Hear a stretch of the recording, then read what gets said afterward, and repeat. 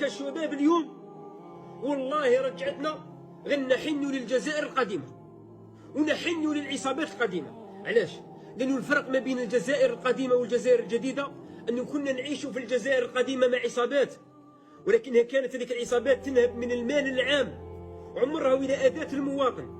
اليوم رانا نعيش مع عصابات تنهب من المواطن مباشرة. إذا كنتم أنتم اليوم كحكومة وكدولة ومؤسسات غير قادرين على وضع حد لهذه العصابات، فكيف لنا نحن كمواطنين بسطاء أن نقف في وجه هذه العصابات؟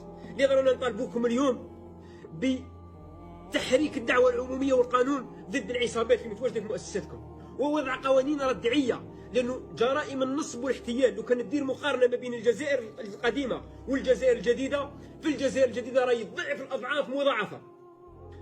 نحكي لك على تجربتي المريرة ما بين الجزائر القديمة والجزائر الجديدة.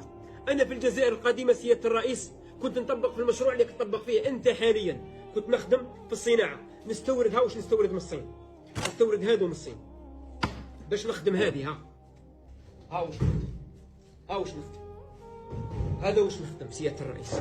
كنا نروحوا للعصابات إلى مكاتب الشحن نمدوا لهم الدراهم. علاش سميتهم العصابات؟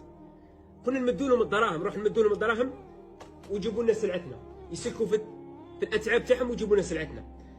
كيفاش كانوا يدخلوا الدراهم العصابات؟ كنت لما تلحقني السلعة هذه نشوف الباط نلقى ما فيش تيكتاج، ما فيش تيكتاج، نعرف بلي السلعة دخلت بطريقة سرية، يعني دخلت اونوار ما سلكوش عليها الغرامة نهائيا. ولكن كانت تلحقنا سلعتنا وتلحقنا بضاعتنا ولا واحد يضرنا. وكانوا يخدموا بطريقة واحدة أخرى، يرفدوا احنا نخلصوا السلعة بطريقة في السوق السوداء، وهما كما نقولوا يرفدوا السعر، يفيدوا في الصرف من البنوك. ولكن كانت الأمور تدور بطريقة عادية، يعني ولا إنسان يتضرر، يعني كان المواطن عايش عادي، كانت الأمور سايرة على ما يرام. لكن في الجزائر الجديدة يا سيادة الرئيس عندنا نروحوا نعطيهم دراهم في مكاتب الشحن باش يجيبوا لنا سلعة، يسكروكيونا ويهدونا بالعدالة وما يمشيوش قضاياتنا في العدالة. وعندي حتى تسجيلات صوتية على واش راني نتكلم فيه، مانيش نهضر هكذاك يا سيادة الرئيس، مانيش نهضر هكذاك. من 2019 هاو آخر سلعة جبتها أنا، من 2019 ما جبتش بضاعة أنا من الصين، من 2019 ما خدمتش، من 2019 وأنا في المشاكل والمحاكم نعاني. في الجزائر القديمة يا سيادة الرئيس كانت العصابات تقطع أراضي الدولة إلى قطع وتبيعها للمواطنين، ولكن كان المواطن يروح يبني عادي وهما ينهبوا المال العام ولا أحد يتضرر.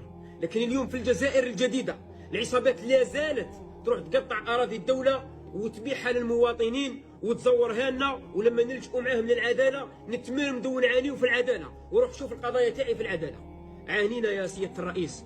سيادة الرئيس أنا نقول لك من هذا المنبر، إذا كنت أنا اليوم مواطن واعي ونفهم باللي أنه هذو مجرمين يعملون في مؤسسات الدولة أو ينشطون في مؤسسات الدولة، فالمواطن آخر الذي لا يفقه في القانون هو يرى بأن هذه ممارسات الدولة، يعني ينسبها لكم شخصيا.